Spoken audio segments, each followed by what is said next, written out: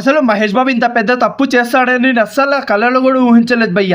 ఎందుకంటే మ్యాటర్లోకి వెళ్తే మన మహేష్ బాబు ఒక పెద్ద బ్లాక్ బస్టర్ వదులుకున్నాడని చెప్పాలి. పర్ఫెక్ట్ క్యారెక్టర్, పర్ఫెక్ట్ సిచ్యువేషన్ తగినట్టుగా అయితే మూవీ మహేష్ బాబు దగ్గరికి అయితే వచ్చింది. కానీ మహేష్ బాబు మిస్ చేసుకుంటారని నేను అస్సలు అనుకోలేదు భయ్య.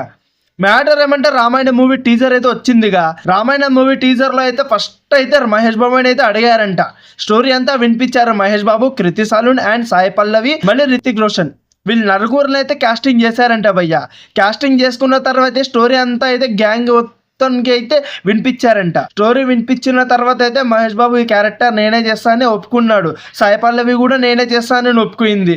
దాని తర్వాత ఏమైందో ఏం కాలేదు అర్థమే కాలేదు భయ్. అసలు అంతా అయితే మహేష్ బాబుకి చాలా కాంట్రవర్సీలు అయితే వచ్చాయంట. నితిక్ తివారీ గారు అయితే ఫస్ట్ మహేష్ బాబునే ఊహించుకున్నారంట. విలన్గా అయితే మన రితిక్ రోషన్ని ఊహించుకున్నారు.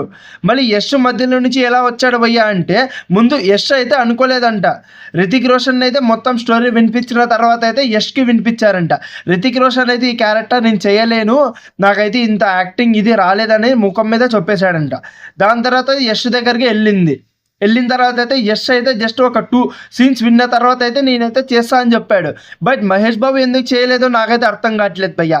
దీనిలో సెట్ అయిన క్యారెక్టర్స్ అయితే భలే ఉండే క్యారెక్టర్స్ అయితే ఒకటి మహేష్ బాబు అండ్ సాయి పల్లవి. మళ్ళీ క్రిస్ సాలూన్ కూడా అయితే అడిగారంట. బట్ క్రిస్ సాలూన్ అయితే తీసుకోలేదు, స్టోరీ నాకు నచ్చలేదని చెప్పిందంట.